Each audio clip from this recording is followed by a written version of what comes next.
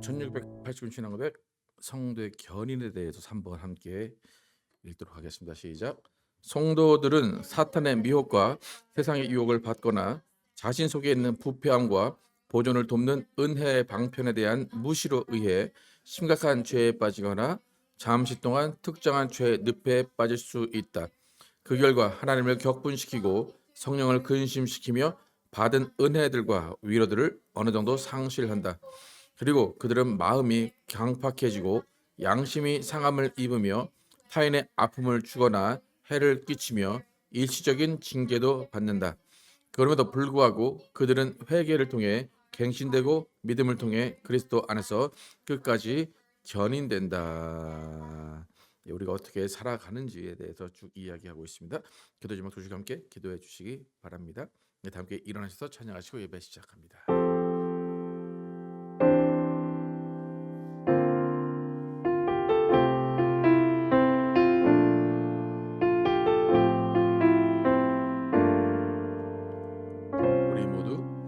우리 모두 예배하는 자 되어 온전히 영과 진리로 주를 예배하자. 주가 우리와 함께 영원히 함께 하시고 마르지 않는 샘물로 우릴 채우시리라.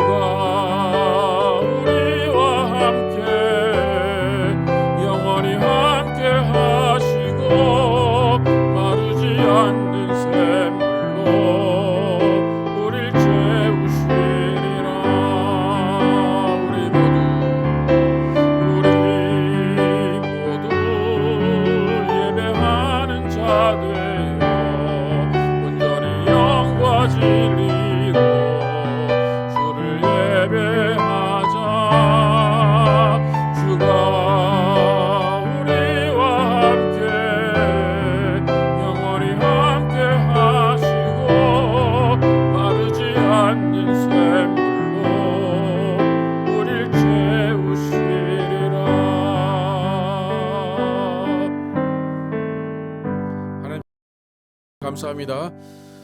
오늘 거룩한 주일 주시고 하나님께 나와 예배하게 하시고 하나님을 찬양하게 하심을 감사합니다. 오늘 특별히 예수님께서 고난을 당하시기 위해 예루살렘에 입성하는 종려 주일로 지킵니다. 예수님께서 이 땅에 오셔서 우리를 위해서 모든 것을 다 쏟으시고 모든 것을 다 희생하신 또 그 시작을 또 하십니다. 하나님께서 정말로 우리에게 또 예수 그리스도를 보내주심을 감사하게 하시고 또 예수님의 고난의 길을 함께 동참하는 우리 될 수 있도록 인도하여 주시옵소서. 예수 그리스도의 이름으로 기도드렸습니다. 아멘. 함께 앉아.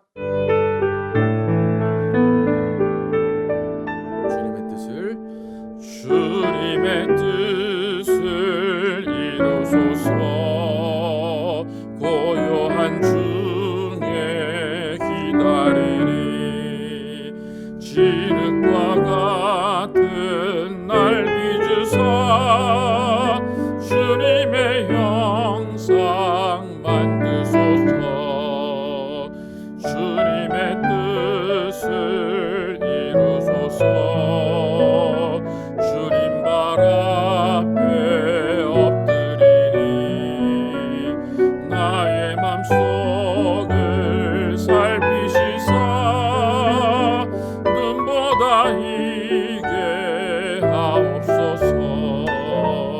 주님의 뜻을 이루소서. 병들어 몸이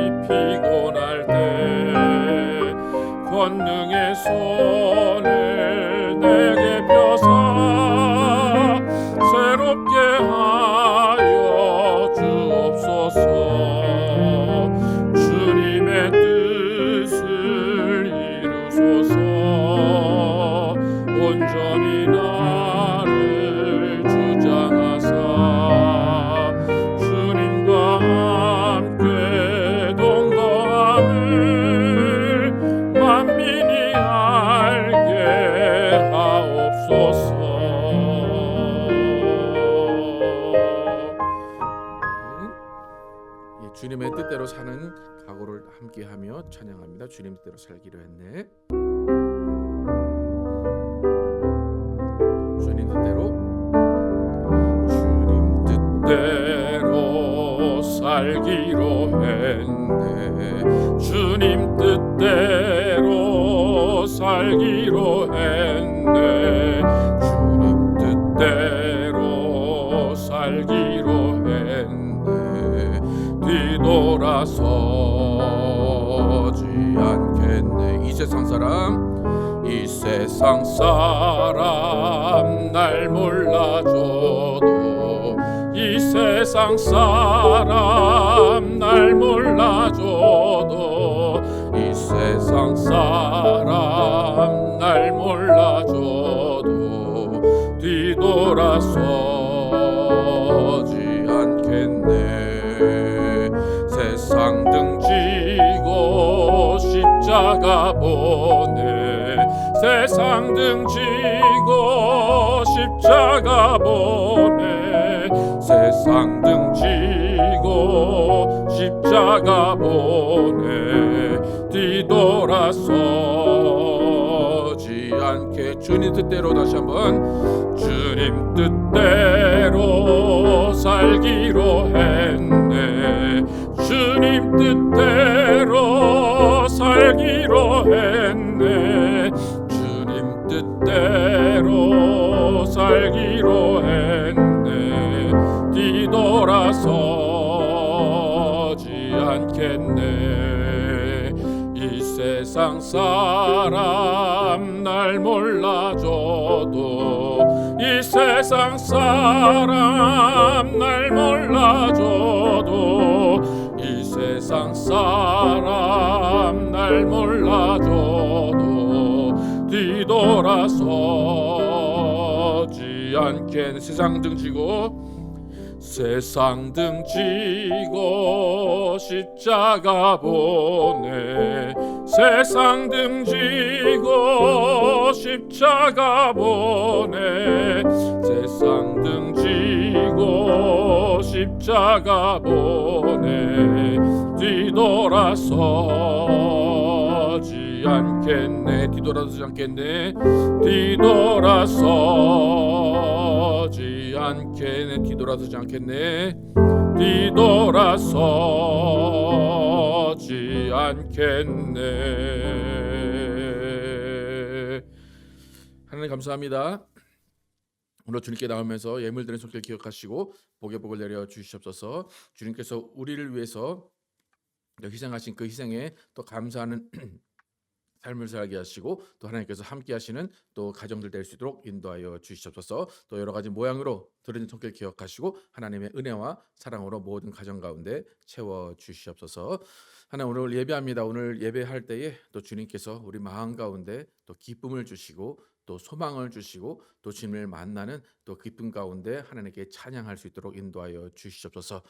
오늘 종려 주일입니다. 예수님께서 3년의 공생애를 마치시고 또 일주일간의 또 고난을 받으시기 위해서, 또 십자가를 지시기 위해서 예루살렘으로 입성하십니다.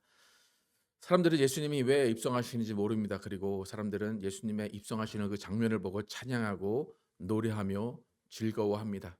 그러나 예수님은 그 길이 죽음의 길이고 고난의 길임을 혼자 아시고 다 감당하십니다. 그 고난의 길은 우리가 가야 하는 길이었고, 예수님이 지셔야 하는 십자가는 우리가 져야 하는 십자가입니다. 우리의 죄를 위해서 그 십자가를 담당하시고 우리의 모든 허물과 병과 모든 아픔을 위해서 예수님이 찢기시고 피 흘리시고 상하시고 모든 것을 다 감당하십니다. 그 모든 일들이 또 우리를 구원하시기 위한 길이 오니 또 우리가 그 길을 다시 한번 또 생각하게 하시고, 그 길 위해서 예수님만 보내며 또 마음 아파하는 것이 아니라 또 우리도 그 길에 동참하며 예수님의 그 십자가를 함께 지는 우리의 삶이 될 수 있도록 인도하여 주시옵소서. 아버지, 이 주를 또 고난 주간으로 지킬 것입니다. 이 고난 주간을 지킬 때에 또 하나님께서 또 우리 마음 가운데 또 하나님의 뜻을 또 기억하게 하시고, 예수님이 가신 그 길 위에서 또 예수님을 함께 또 동행하는 우리의 일주일 될 수 있도록 인도하여 주시옵소서. 하나님, 우리 가정들 축복하시고 인도하시면 감사합니다. 우리 가정들 가운데 하나님의 말씀이 살아 역사하게 도와주시고 또 주님의 능력이 살아 역사할 수 있도록 인도하여 주시옵소서.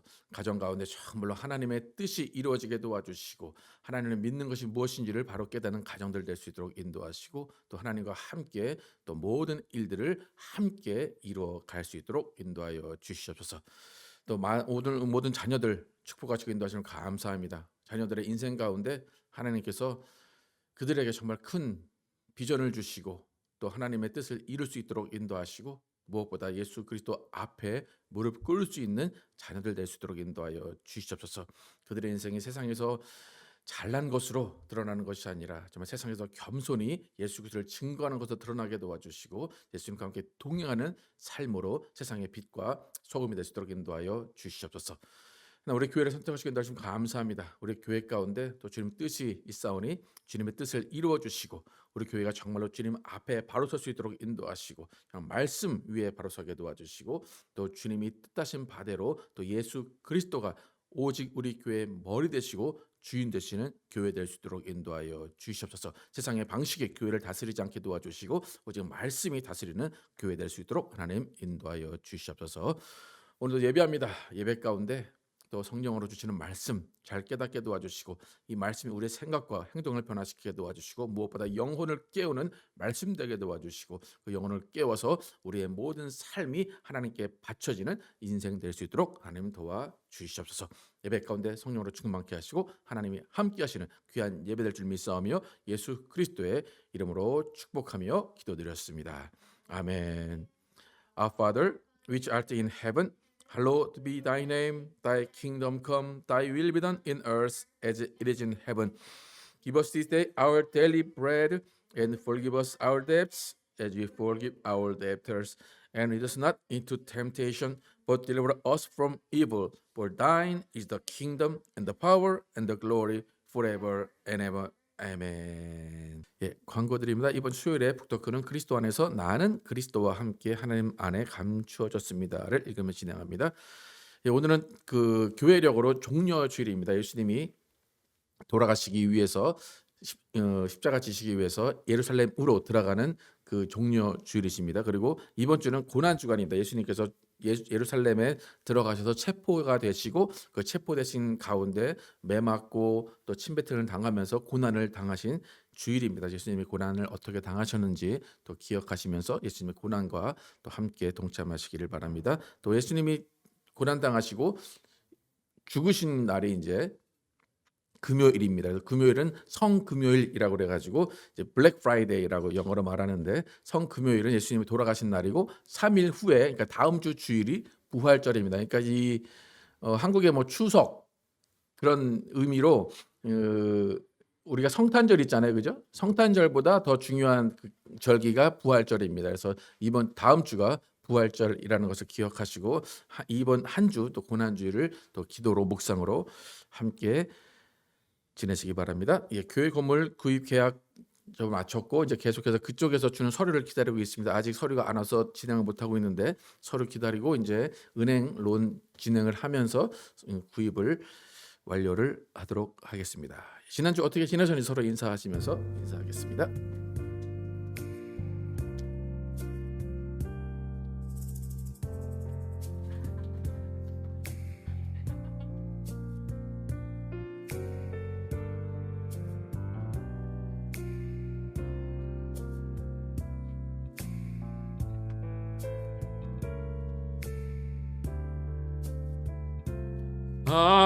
사랑하며 섬기리. 자매의 모습 속에 보이는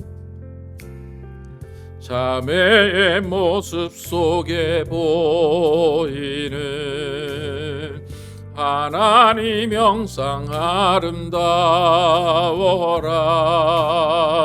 존귀한 주의 자녀 됐으니 사랑하며 섬기리. 우리의 모임 중에 임하신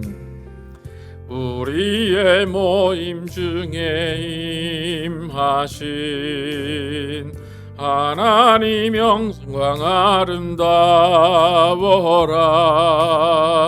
존귀한 왕이 여기 계시니 사랑하며 섬기리.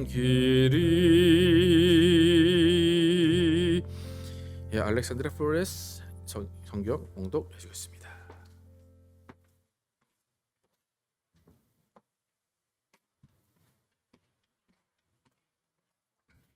The word of God that is given to us today is Genesis 11:26 through 12:2, New International Version. After Terah had lived 70 years, he became the father of Abram, Nahor, and Haran. This is the account of Terah. Terah became the father of Abram, Nahor, and Haran Haran became the father of Lot. While his father Terah was still alive, Haran died in Ur of the Chaldeans in the land of his birth. Abram and Nahor both married. The name of Abram's wife was Sarah, and the name of Nahor's wife was Milcah. She was the daughter of Haran, the father of both Milcah and Iscah. Now Sarah was barren. She had no children. Terah took his son Abram, his grandson Lot, son of Haran, and his daughter-in-law Sarah, the wife of his son Abram, and together they set out from Ur of the Chaldeans to go to Canaan. But when they came to Haran, they settled there. Terah lived 205 years, and he died in Haran. The Lord had said to Abram, "Leave your country, your people, and your father's household, and go to the land I will show you. I will make you into a great nation, and I will bless you. I will make your great name. I will make your name great, and you will be a blessing." It is the word of the living God. Amen.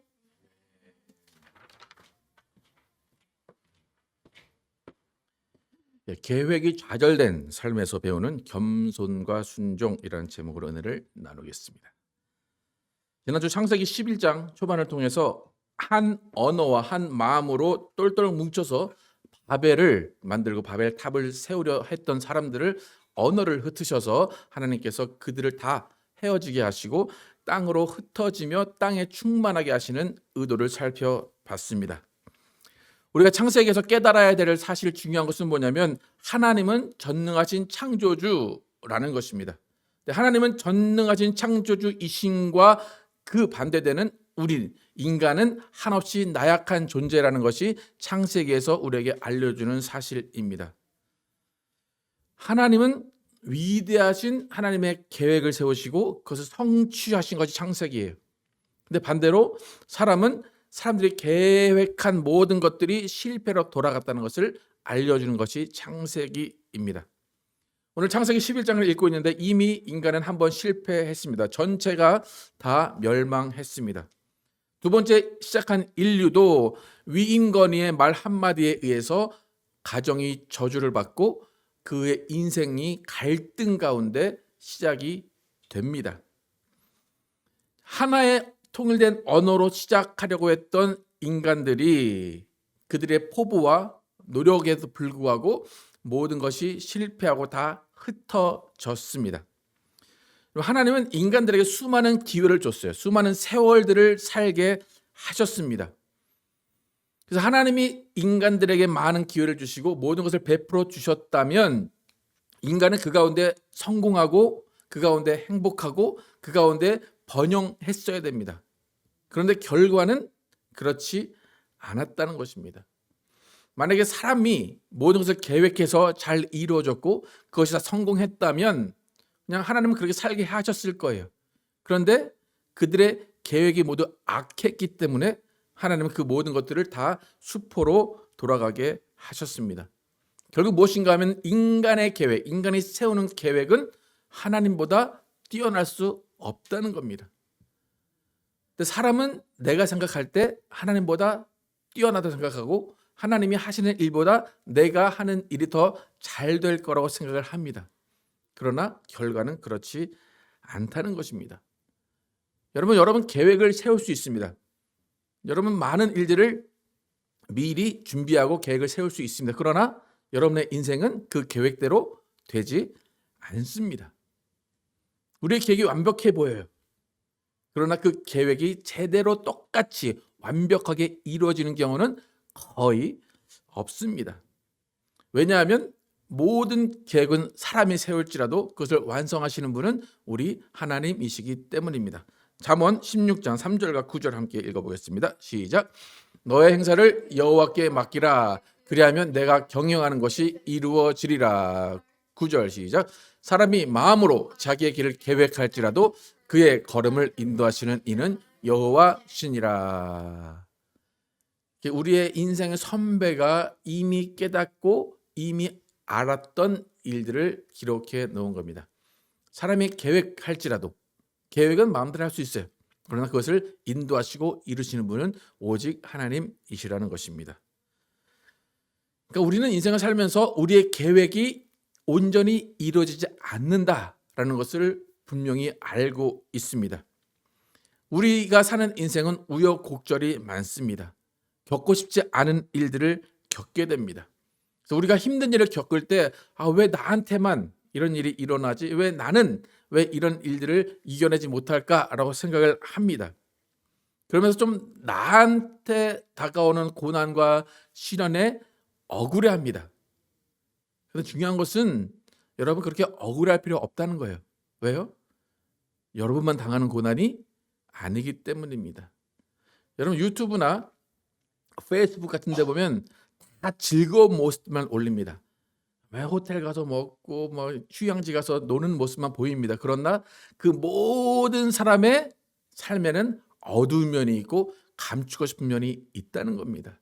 그러니까 오히려 그렇게 페이스북이나 유튜브 하시는 분들은 그걸 감추고 싶은 마음이 더 있는 거예요. 그러니까 그걸 더 드러내면서 나는 어두운 면이 없어라고 오히려 그것을 알려주고 싶은 겁니다. 여러분 우리의 삶은 기쁠 때도 있고 슬플 때도 있습니다. 건강할 때가 있다면 병이 들 때가 있고 태어날 때가 있다면 죽을 때가 있습니다. 또 때로는 사기를 당하기도 하고 가족과 친구를 잃기도 하고 정말 수많은 일들이 우리 인생 가운데 펼쳐집니다. 근데 중요한 것은 이런 우리 인생에 펼쳐지는 모든 일들은 우리의 계획과 다르게 이루어지고 우리의 기대와 전혀 다른 방향으로 흘러간다는 겁니다. 여러분 젊고 패기가 넘칠 때는 세상이 다 내 것 같아 보여요. 그죠? 다 할 수 있을 것 같아요. 그래서 어른들이 하시는 말씀이 뭐예요? 젊은이한테 너도 늙어보면 안다라는 거죠. 예. 저도 이제 올해가 50이 됐는데 이제 앞에 숫자가 이제 4자로 돌아가지 못하는 때가 됐습니다. 예.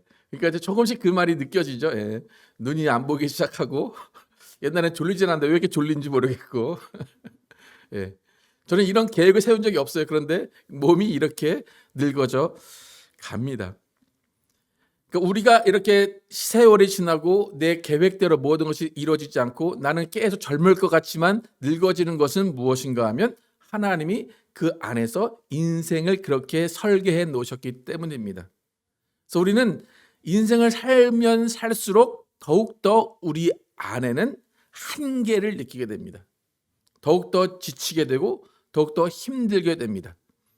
그럼 여러분이 살면서 내가 나이가 들고 내 인생이 힘들어지고 계획하는 대로 되지 않는다라고 할 때 여러분이 취해야 되는 여러분이 가져야 되는 감정은 무엇인가 하면 겸손입니다. 뭐가 안 되니까 화를 내는 게 아니라 뭐가 안 되니까 겸손해야 돼요.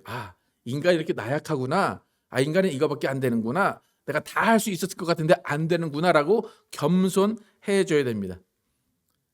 옛날 속담에 벼는 익을수록 고개를 숙인다 그래요. 그러니까 사람은 자연 앞에서 고개를 숙여야 됩니다. 여러분 자연을 이길 수 있다고 생각하십니까? 자연을 이길 수 없습니다. 물속에 들어가면 그냥 물속에 잠길 뿐입니다. 그러니까 우리는 자연 앞에서 겸손해져야 되고 세월 앞에서 겸손해져야 되고 하나님 앞에서 겸손해져야 되는 거예요. 그것이 바로 인생입니다. 그래서 하나님이 인생에게 원하신 것은 뭐냐면 너는 실패를 경험하고 좌절을 경험하면서 겸손해져라 라는 것이 하나님의 인생을 우리에게 주신 계획입니다. 여러분, 우리가 인생에서 가장 겸손할 때가 언제일 것 같아요? 제가 이렇게 말하는 걸 유추해 보면 우리가 가장 인생에서 겸손할 때는 죽음 바로 앞에 있을 때입니다. 여러분, 죽음을 이길 수 있습니까? 이길 수 없어요. 아무리 떵떵거리고 살던 사람도 죽음 앞에서는 겸손해질 수밖에 없어요. 죽음에 순응할 수밖에 없습니다. 하나님이 원하시는 우리의 인생의 목표, 우리의 인생의 목적은 무엇인가 하면 창조주 하나님이 우리 인생을 설계하신 그대로 살아내는 것, 그것을 하나님은 우리 인생의 목적이고 목표로 삼기를 원하십니다. 만약 여러분의 인생을 여러분이 애초에 계획을 하고 태어났다면 참 쉬운 인생일 거예요. 내 계획대로 할 수 있으면 참 쉬운 인생일 거예요.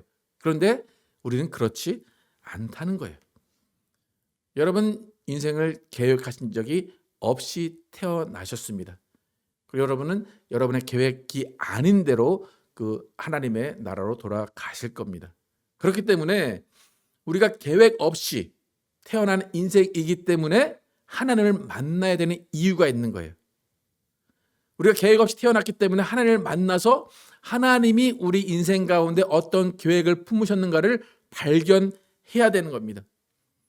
내가 그동안 하나님을 못 만난 채 외면한 채 내 계획대로 살아왔던 인생이었다면 그 계획이 내 것이 아니라 하나님의 계획이었다는 것을 발견하고 하나님께 나아가서 하나님께 물어봐야 되는 거예요. 하나님, 나를 창조하신 이유가 무엇입니까? 나를 창조하신 계획이 무엇입니까? 라고 하나님께 물어봐야 됩니다. 여러분, 믿음이라는 것을 이제 갖게 됐어요. 신앙이라는 것을 하게 됐어요. 여러분, 믿음과 신앙의 정의가 뭘까요?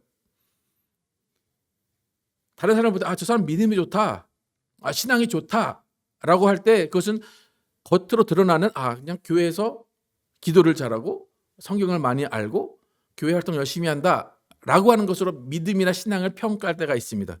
그런데 믿음 또 신앙이라는 것은 무엇인가 하면 이 땅에서 하나님이 우리에게 원하시는 삶이 무엇인가를 발견하고 그 삶에 맞게 살아가는 것이 믿음이에요. 친절하게 띄워주셨는데 한번 읽어볼까요? 믿음과 신앙의 정의가 무엇인지 시작. 이 땅에서 하나님이 계획하시고 가르치는 인생을 살아내다가 영원히 하나님과 사는 거예요. 그러니까 믿음이 없이는 하나님을 기쁘시게 못한다 그래요. 그러니까 무엇인가 하면 믿음이라는 것은 하나님이 나를 왜 만드셨는지, 나를 어떻게 살라고 하셨는지 그것을 발견하는 거예요. 그러니까 여러분, 자녀들을 볼 때 어떨 때 가장 기쁩니까? 자녀들이 그의 인생을 잘 살아낼 때 기쁜 거예요. 하나님 똑같아요. 우리가 하나님이 지으신 목적대로 잘 살아내는 것을 보는 것이 기쁜 거예요. 그리고 이 땅에서만이 아니라 영원히 하나님과 살아내는 것, 하나님과 살아가는 것을 하나님은 기뻐하시고 그것이 바로 믿음과 신앙의 정의입니다. 우리는 교회에서 신령한 삶을 살라 그래. 신령한 삶을 살아라. 신령하다라는 것이 뭔 것 같아요? 신령하다. 뭔가 남이 못 보는 것을 막 봐야 되고 막 성경이 줄줄줄 흘러나오고 그런 게 신령한 게 아니에요. 신령한 것은 하나님이 원하시는 삶을 사는 것이 신령한 겁니다. 그래서 하나님이 계획하신 삶이 무엇인가를 발견하고 그 계획하신 삶을 살아내려고 하는 그 한 걸음 한 걸음이 신령한 믿음의 삶입니다. 오늘 바로 11장에서 하나님이 계획하시고 이끄시는 영적인 삶이 무엇인가를 우리에게 알려주고 있습니다. 오늘 우리가 11장에서 발견해야 될 사실은 뭐냐면 노아 홍수 이후에 인류가 어떻게 하나님의 인도하심을 받고 하나님의 뜻대로 살아갈 수 있게 하셨는가를 발견을 해야 됩니다. 여러분, 인간을 하나님이 지어 놓으셨어요. 1차 인류는 다 망했잖아요. 다 죽었잖아요. 근데 1차 인류가 다 그렇게 죽은 이유는 무엇인가 하면 하나님이 그냥 내 마음대로 살아라 라고 놔두셨기 때문이에요. 방임하셨다고 얘기하는데 하나님이 인간을 지어놓고 하나님의 뜻대로 야, 너 이렇게 살아 라고 스파르타식으로 살게 하신 것이 아니라 너 한번 살아봐 라고 다 놔두신 거, 방목하신 거예요. 근데 방목하신 결과가 어떻게 됐다고요? 모두 다 죽었습니다. 모두 수장됐어요. 그래서 노아로부터 다시 2차 인류가 시작이 됩니다. 근데 2차 인류가 시작이 돼도 하나님은 모두 방목을 하길 원하세요. 그래서 방임하시고 다 니네 마음대로 살아 라고 하셨어요. 하나님이 모든 사람들을 다 방임하시고 방목하셨다는 증거는 뭐냐면 많은 다른 사람들이 그들 지역에 있는 신을 섬겼다는 거예요. 하나님이 방임하지 않으시고 하나님이 그들에게 하나님의 뜻을 주입하기 원하셨다면 모두 하나님만 믿게 하시면 돼요. 그죠? 여러분, 하나님은 전능자이십니다. 그런데 이 세상에는 불교도 있고 유교도 있고 여러 가지 종교가 있어요. 하나님이 신이신데 왜 그렇게 하실까요? 다 놔두시는 거예요. 너희 잘 살아봐. 그러니까 사람들은 자기 마음대로 자기가 믿고 싶은 신을 섬기는 겁니다. 그러니까 일본 같은 나라는 신이 몇만 개예요. 하나님은 놔두시는 거예요. 그런데 1차 인류, 노아 홍수에 죽은 모든 인류는 그렇게 다 놔두시고 하나님을 안 믿으니까 다 수장을 시키신 거예요. 근데 2차 인류에서는 하나님이 조금 다른 방법을 쓰십니다. 어떤 방법을 쓰시냐면 다 방임하세요. 야, 너 믿고 싶은 신 섬기고 네 마음대로 살아. 그런데 하나님은 이제는 너희를 다 방임하는 게 아니라 내가 한 사람, 한 민족을 선택해서 나를 믿는 것, 하나님을 믿는 것이 어떤 건지 샘플로 보여줄게. 하나님을 믿으면 어떻게 되고 하나님을 믿으면 어떤 것이 좋고 하나님을 믿으면 어떻게 살아가는지를 내가 보여줄게 라고 한 민족을 선택하시기로 결단하십니다. 그래서 하나님은 수많은 사람들 중에 한 사람을 선택하시고 그 한 사람으로 민족을 이루게 하시고 그 민족에게 하나님이 그 민족의 하나님이 되고 그 민족은 하나님의 백성이 되도록 하시는 방법을 통해서 샘플을 만드시는 거예요. 모두 다른 신을 믿어도 상관없어요. 그런데 한 샘플만은 하나님만을 믿게 하시고 그래서 하나님을 믿는 그 샘플을 보고 다른 민족이 아, 나도 하나님을 믿어야 되겠구나. 나도 하나님을 찾아봐야 되겠구나 라고 생각하도록 하시는 거예요. 그러니까 1차 인류와는 조금 다른 방법을 통해서 하나님께서 인간의 계획을 세우십니다. 그래서 창세기 11장이 바로 그 하나님의 샘플을 만드시는 첫 번째 단계를 알려주고 있습니다. 여러분, 2차 인류는 노아에 의해서 시작이 됩니다. 노아의 아들 셋 이름이 뭔가요?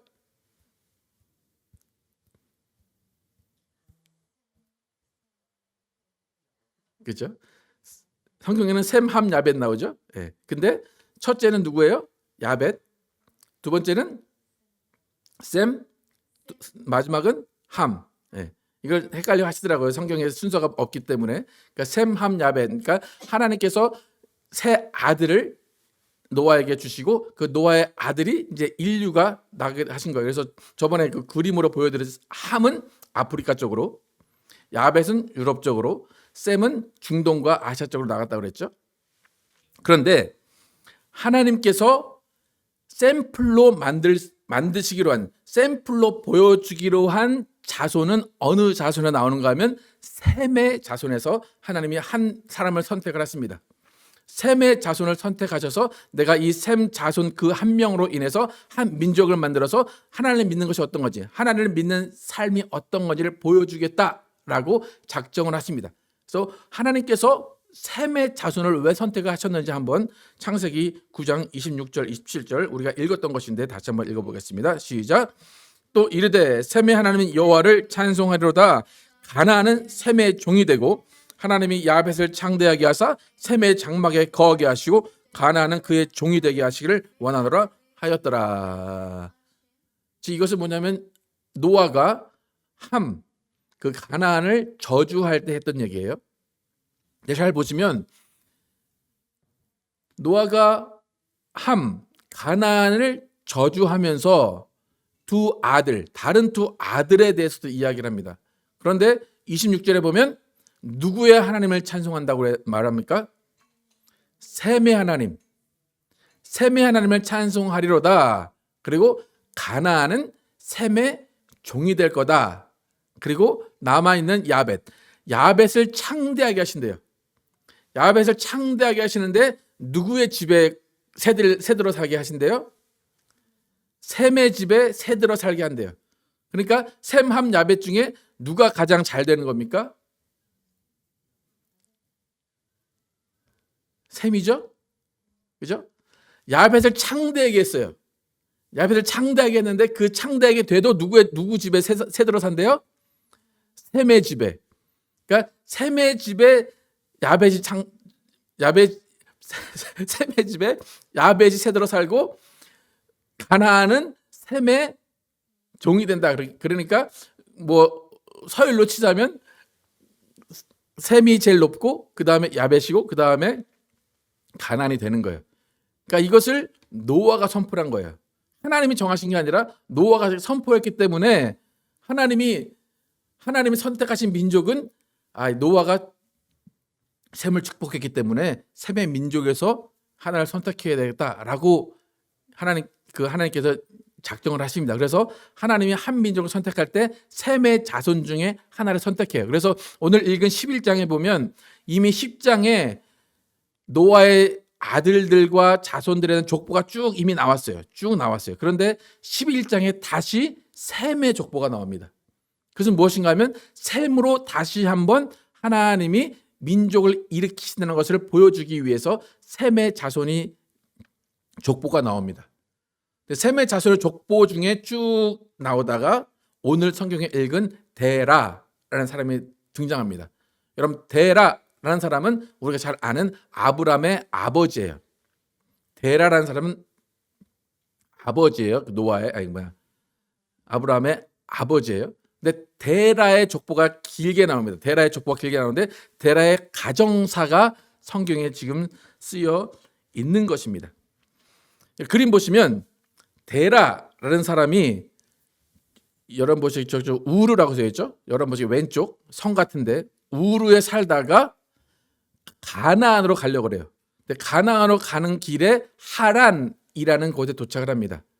하란이라는 곳에 도착을 해서 원래 가나안으로 데라라는 사람이 가려고 했는데 거기서 하란에서 멈춥니다. 그래서 가나안으로 가지 못하고 하란에 멈추고 그 데라라는 사람은 하란에서 죽습니다. 좀 아까 읽은 성경 내용이 그거예요. 그래서 데라라는 사람이 우르에 살 때 어떤 일들이 있었는가 성경에 오늘 읽으신 거예요. 기억나십니까? 성경 아까 읽었는데 영어로 읽어서 잘 모르신가요? 성경에 어떤 내용이냐면 데라라는 사람이 우르에 살았다. 근데 데라라는 사람은 세 아들이 있었다. 아브람과 나홀과 하란이라는 세 아들이 있었다. 그런데 그 세 아들 중에 데라는 하란이라는 아들을 자기보다 먼저 하늘나라로 보냈다. 그래서 그 하란은 세 자녀가 있었는데 그 세 자녀를 데라가 키우고 있었던 거예요. 그래서 그 데라가 키우고 있던 그 모든 가족을 데리고 이제 가나안으로 떠나봐야겠다라고 생각을 합니다. 그래서 가나안으로 떠나가다가 한 지역을 만나서 거주를 했어요. 근데 잘 보시면 제가 아까 세 아들이 있다고 데라의 세 아들이 있다고 그랬잖아요. 나홀과 아브람과 하란이 세 아들이에요. 그런데 지나가다가 한 지역에 머물렀어요. 근데 그 지역의 이름이 하란이었어요. 제가 뭘 말씀드리려고 하신지 아십니까? 데라가 잃은 아들의 이름이 뭐라고요? 하란. 그런데 지나가다가 정착한 데가 이름이 뭐예요? 하란이에요. 거기를 왜 떠나는지 잘 모르지만 우연인지 모르지만 자기가 잃은 아들의 이름이 하란인데 그 지역의 이름도 하란이었어요. 그래서 데라는 하란에서 죽었다라고 성경에 기록이 되어 있습니다. 그래서 그렇게 하란에서 데라가 죽고 난 다음에 아브람을 이제 하나님의 명령을 따라서 가나안으로 이렇게 떠나는 내용이 창세기 11장의 내용입니다. 그런데 중요한 것은 뭐냐면 하나님께서 아브람이란 한 자손을 선택하셨어요. 아브람을 통해서 이스라엘을 민족을 키우려고 하셨어요. 그래서 하나님이 아브람에게 명령을 하십니다. 창세기 12장 1절과 2절 아까 읽었었는데 다시 한번 읽어보겠습니다. 시작. 너는 너의 고향과 친척과 아버지의 집을 떠나 내가 보여줄 땅으로 가라. 내가 너로 큰 민족을 이루고 내게 복을 주어 내 이름을 창대하게 하리니 너는 복이 될지라. 아브라함에게 명령하신 이 명령은 아브라함이 우르에 살 때, 아버지와 함께 우르에 살 때 받은 내용이에요. 근데 아브라함이 이 명령을 받았는데 이 말씀에 하나님의 계획이 들어있어요. 하나님의 포부가 들어있어요. 그런데 아브라함이 이 명령을 받았을 때 아브라함이 느끼게 되는 감정은 뭐냐면 어이없음이에요. 감사함도 아니고 이 명령을 받았을 때 어이없어요. 왜 그런가 하면 첫 번째 이유가 뭐냐면 1절에서 뭐라고 나옵니까? 너는 너의 고향과 친척과 아버지의 집을 떠나라는 거 좋아요. 근데 떠나라면 어디로 가야 된다고 말씀을 해주셔야 되잖아요. 그죠? 근데 뭐라고 말씀하세요? 내가 보여줄 땅으로 가라. 어디로 가라는 거예요? 거기가 어디예요? 여러분 누가 신부름 시키는데 야 누구네 집에 좀 전달해줘 그래야 되잖아요. 근데 야 일단 이거 가지고 가. 그럼 어느 집이 보일 거야? 그럼 여러분 신부름 갈 수 있습니까? 네. 황당한 명령이에요. 두 번째 명도 더 황당해요. 뭐라 그래요? 내가 너로 큰 민족을 이루고 내게 복을 주어 내 이름을 창대하게 하리니 너는 복이 될지라. 이런 큰 민족을 이룬다는 건 뭐예요? 내가 자녀를 낳아야 되죠. 또 그 자녀가 손자를 낳고 낳아야 되죠. 이게 아브라함에게 명령하신 거예요.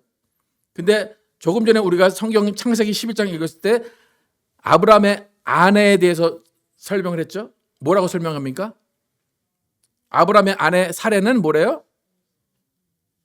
임신하지 못하고 아이를 낳지 못한대요. 그게 현실이에요. 현실은 내 아내가 임신을 못하고 아이를 낳을 수 없어요. 근데 하나님 뭐래요? 내가 너로 큰 민족을 이루게 하겠다. 가능한 일입니까? 아닙니까? 불가능한 일이죠. 첩을 들이지 않는 이상 이 일은 되지 않는 일이에요. 그러니까 하나님이 명령하신 일은 황당한 명령을 하신 겁니다. 여러분 하나님이 한 민족을 선택하셔서 한 사람을 통해서 샘플로 만드신다고 그랬죠. 하나님이 그 사람이 어떻게 살아가야 하는지, 그 민족이 어떻게 살아가야 하는지를 알려주시기 위해서 샘플을 선택하셨어요. 근데 지금 하나님이 그렇게 시작을 하신다 그런 거예요. 민족을. 근데 선택하신 가정이 어떤 가족이에요? 자손을 낳지 못하는 가정을 선택을 하셨고 아버지가 다른 신을 섬기는 가정이었고 모두 가정사가 힘든 가정을 선택을 하셨습니다. 여러분 이 가정으로 민족을 이룰 수 있다고 생각을 하십니까? 저 같으면 제가 하나님이었다면 선택 안 했을 것 같아요. 그냥 잘 살고 있는 튼튼한 정작을 갖고 있고 그런 데를 선택했을 것 같아요. 근데 하나님은 그 가정을 선택을 하셨습니다. 하나님은 왜 그러셨을까? 누구의 뜻대로 민족을 이루시겠다는 겁니까? 하나님의 뜻대로, 하나님의 계획대로. 인간이 계획할 수 없는 상황 가운데 그 가정을 선택하신 거예요. 자녀를 낳을 수 없는 가정을 선택하셔서 그 가정에 자녀를 주시면서 하나님이 민족을 이루시겠다는 거예요. 그럼 그 민족이 커졌어요. 그럼 그 커지는 민족은 누가 커지게 한 겁니까? 하나님이 커지게 한 거예요. 아무 말 못하도록 하나님이 계획하신 대로 이루어졌다는 고백만 나올 수 있도록 하나님이 그 가정을 선택하신 겁니다. 데라의 가정, 아브라함의 가정은 실패를 경험하고 좌절을 경험한 가정입니다. 하나님은 그 가정을 통해서 하나님의 살아계심, 하나님의 인도하심을 드러내기를 원하신 거예요. 여러분, 우리는 때로는 실패하고 때로는 좌절합니다. 때로는 무기력해집니다. 하지만 하나님은 그 무기력하고 좌절하고 실패하고 있을 때 우리를 찾아오십니다. 그리고 실패하고 좌절하고 넘어져 있는 자들을 일으켜 세우시는 방식으로 하나님은 우리의 인생을 이끌어 가십니다. 이 모든 가정들, 데라와 아브라함과 하란과 그 모든 가정들이 갖고 있는 가정사가 있어요. 아픔이 있어요. 하나님 그 아픔을 함께 가져가시고 함께 품으시면서 그 아픔에 평생 동안 위로하시면서 가시겠다는 거예요. 그리고 그 가운데 하나님이 또 새로운 경험을 하게 하시고 새로운 꿈을 주셔서 그의 자손들, 그의 손자들을 통하여서 살아계신 하나님을 보여주시겠다는 거예요. 그러니까 데라 그 한 대만 보거나 아브라함 그 한 대만 보면 좌절이고 희망이 없어요. 하나님은 그들을 일으키셔서 그의 자손들을 통해서 하나님이 살아계시고 내가 너의 하나님이고 너는 나의 민족이라는 것을 보여주시겠다는 거예요. 더 중요한 것은 하나님은 그 민족을 통해서 영원한 인생을 살게 하겠다는 것을 보여주십니다. 그래서 결국 그 셈의 자손 또 아브라함의 민족을 통해서 예수 그리스도가 이 땅에 태어나십니다. 여러분, 우리의 인생은 하나님을 만나는 기회입니다. 여러분, 하나님을 만나는 기회는 여러분이 잘 나갈 때, 여러분이 부자일 때, 여러분이 땅이 많을 때 만나는 것이 아닙니다. 여러분이 고난에 있을 때, 슬퍼하고 있을 때, 좌절하고 있을 때 하나님이 그곳에 함께, 낮은 곳에 함께 오셔서 여러분을 만나 주십니다. 그 이유는 무엇인가 하면 하나님은 우리가 가장 겸손할 때, 가장 순종할 자리에 있을 때 우리에게 오셔서 우리를 만나 주시고 우리에게 순종과 겸손을 원하시기 때문입니다. 여러분, 이 땅에 예수님이 이 땅에 오셔서 아버지의 뜻을 이루고 죽으셨습니다. 아버지 뜻을 위해 순종하셨습니다. 아버지의 뜻이 하나님 아버지 뜻이 그 아들의 뜻이었습니다. 그래서 우리 모두는 하나님이 우리에게 어떤 고난과 또 실패와 어떤 어려운 일들을 겪게 하실 때 그 순간에 하나님이 원하시는 것이 무엇인가 생각하게 하면서 나의 계획이 아닌 하나님의 계획이 무엇인가를 항상 물어보시고 그 안에서 하나님과 대화하며 하나님과 동행하며 하나님이 주실 미래의 복을 받아 누리시는 여러분과 제가 되기를 예수의 이름으로 축복합니다. 찬양하실 때 우리의 인생길이 어떤 것인지 또 우리의 인생길 가운데 하나님이 어떻게 인도하시는지 함께 찬양하겠습니다.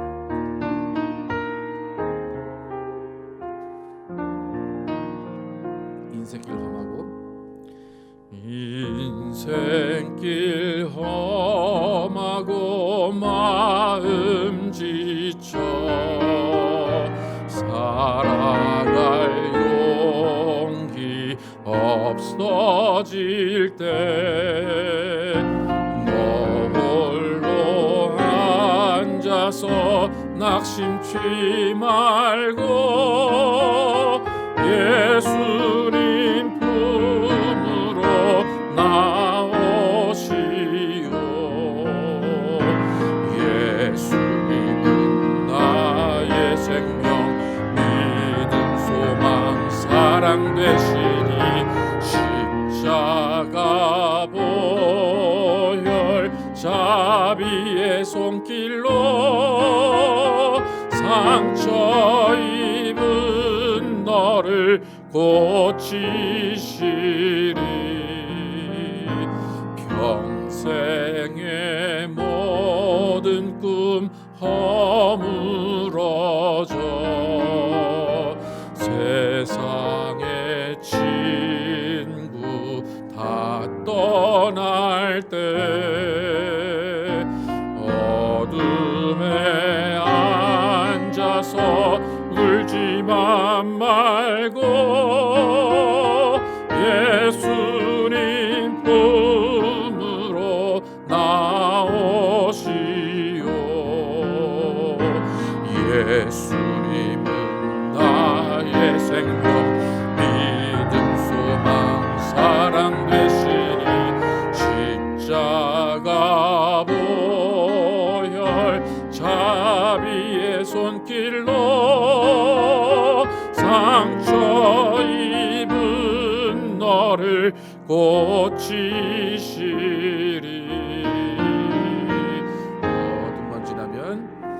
어두운 밤 지나면 새날 오고 겨울이 가면 봄이 오듯 이 세상 슬픔이 지나고 나면 광명한 새날이 다가오네. 예수님은 나의 생명 믿음 소망 사랑 되시니 십자가 보혈 자비의 손길로 상처 입은 너를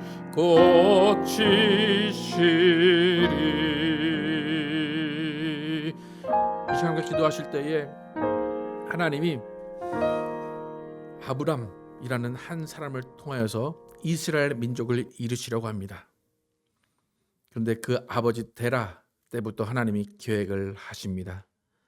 근데 중요한 것은 아브람이라는 사람을 선택하시는데 그 아브람의 상황은 전혀 큰 민족을 이룰 수 없는 상황이라는 겁니다.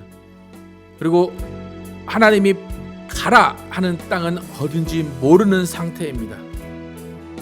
그런데 아브람과 그 자손들은 아브람과 그 가족들은 그 명령을 따라 떠납니다. 그들이 떠날 수 있었던 것은 오히려 가진 게 없었기 때문이고 오히려 좌절 가운데 있었기 때문이고 오히려 실패했기 때문입니다. 우리가 실패할 수 있고 우리가 좌절할 수 있다. 그러나 그 모든 것들은 내 계획대로 했기 때문에 이루어진 일들이 많습니다. 또 내가 기대하지 않은 모든 일들이 일어났기 때문입니다. 하나님은 이제부터 내가 계획하고 내가 이끌고 내가 모든 것을 다 해결하겠다라고 선택을 하시고 아브람을 불렀습니다. 그래서 아브람은 그 이후로 민족을 이루고 이스라엘을 이루게 됩니다. 우리 인생 가운데 정말 하나님 내가 계획하지 않는 일들이 많이 일어났습니다. 하나님 또 내가 계획하던 일들이 다 실패했습니다. 하나님 그 모든 것 다 하나님 안에 있지 않았기 때문임을 고백합니다. 하나님 내가 하나님 안에서 하나님이 원하시는 내 인생을 찾겠사오니 하나님 내 인생 가운데 하나님의 계획을 이루어 주시고 하나님의 뜻대로 주님의 뜻대로 내 인생을 이루어 주십시오. 함께 기도하도록 하겠습니다. 아버지 또다시 역사하여 주시옵소서. 하나님 우리의 인생 가운데 하나님의 계획이 이루어지길 원합니다. 하나님 나는 내 인생을 계획할 수 없습니다. 또 내가 계획하지 않은 많은 일들이 나한테 이루어졌습니다. 하나님 그 일대로 나는 슬프고 나는 좌절하고 나는 실패했고 나는 눈물을 흘렸습니다. 하나님 그 모든 인생들 가운데 그 인생길 가운데 나는 하나님을 몰랐음을 고백합니다. 정말 하나님 정말로 하나님이 우리의 인생을 아시오니 우리가 하나님께 내 인생이 어떤 인생인지를 묻게 도와주시고 그러나 믿음으로 하나님께 나아가게 도와주시고 하나님이 우리의 인생을 이끄실 수 있다는 믿음을 가지고 나가게 도와주시옵소서.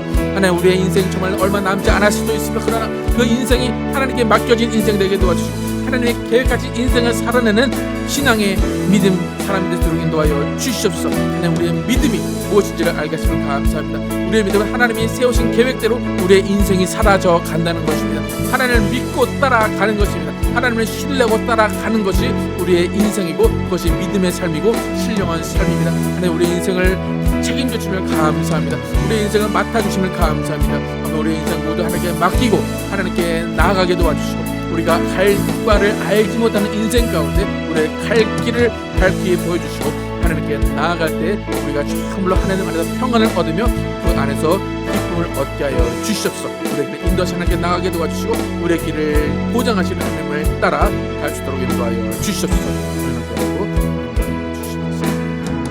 하나님 감사합니다. 하나님 2차 인류를 선택하시고 2차 인류를 시작하신 후에 하나님이 한 민족을 선택하시기로 하십니다. 그 이유는 모든 다른 민족들을 방임하셨지만 이제 한 샘플을 선택하셔서 하나님을 믿는 것이 어떤 건지, 하나님이 계획하시는 인생이 어떤 것인지, 하나님을 따라가는 인생이 어떤 것인지를 보여주기 위해서 한 사람을 선택하시고 민족을 이루게 하십니다. 그 중에 아브라함을 선택하십니다. 아브라함의 상태는 전혀 하나님의 뜻을 이룰 수 없는 사람인 것 같아 보입니다. 하나님이 큰 민족을 이루겠다고 말씀하십니다. 그러나 그의 아내 사라는 임신하지 못하는 사람이었습니다. 그리고 그는 어디로 가야 될지도 모르는 사람이었습니다. 그러나 하나님은 명령하십니다. 너는 내가 보여줄 땅으로 가라 말씀하시고 너는 큰 민족을 이룰 것이다 말씀하십니다. 이때 필요한 것은 단 한 가지입니다. 믿음입니다. 하나님이 계획하신 길을 가겠습니다라는 믿음입니다. 내 상황과 내 형편에 관계없이 하나님이 계획하신 그 길을 가겠습니다라는 것이 믿음입니다. 하나님, 지난 우리의 삶을 돌아볼 때 우리는 하나님 없이 살았습니다. 하나님 없이 살다 보니 내가 계획하는 일들이 다 실패했습니다. 또 내가 계획하지 않은 많은 어려운 일들, 좌절들이 내게 왔습니다. 그 좌절과 실패를 경험하고 나는 쓰러져 있었고 나는 지쳐 있었습니다. 그 상황 가운데 우리가 하나님을 만나서 이전의 삶을 다 하나님께 맡기고 새로운 인생, 하나님이 계획하신 인생을 살겠다라고 고백을 합니다. 하나님, 우리 남은 인생 하나님이 계획하실 인생입니다. 하나님이 이끄실 인생입니다. 하나님이 우리에게 보여주실 인생 어떤 것인지 모르지만 우리에게 좋은 것을 주실 것으로 믿고 가는 인생입니다. 하나님, 우리의 믿음, 하나님이 이끄시는 대로 살아가는 것, 그것이 믿음입니다. 그것은 성공을 보장하지 않을 수 있습니다. 고난일 수도 있습니다. 그러나 우리는 오직 한 길 예수 그리스도의 길을 따라가게 도와주시고 하나님이 인도하시는 그 길을 따라가게 하여 주시옵소서. 하나님, 이번 주 고난 주간입니다. 예수님도 그의 뜻이 있었고 그의 계획이 있었습니다. 그러나 모든 것 다 내려놓고 오직 하나님의 뜻대로, 하나님의 계획대로 길을 가셨습니다. 하나님의 계획대로 채찍 맞으시고 하나님의 계획대로 모욕을 당하시고 하나님의 계획대로 십자가에 달려 돌아가시는 주가 되었습니다. 하나님, 이번 주 동안 정말 예수님이 가신 그 길을 생각하며 하나님의 뜻대로 가신 예수 그리스도처럼 우리도 하나님의 뜻대로 살아가기로 결단하는 귀한 한 주 되게 도와주시고 예수님의 고난에 동참하는 한 주 되게 하여 주시옵소서. 예수 그리스도의 이름으로 기도드렸습니다. 아멘. 네, 다 함께 일어나서 찬양하시고 예배 마치겠습니다.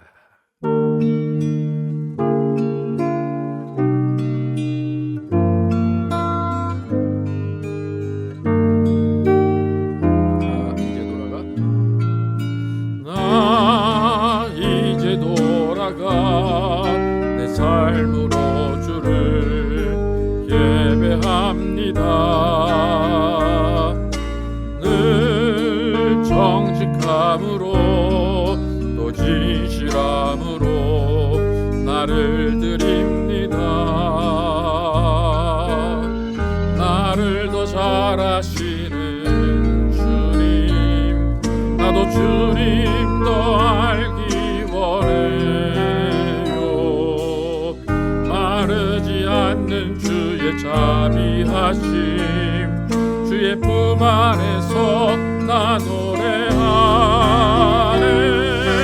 나의 삶의 모든 순간이 아름다운 노래되어 가장 귀한 나의 주님 찬양하며 살아가리. 나의 삶의 모든 순간이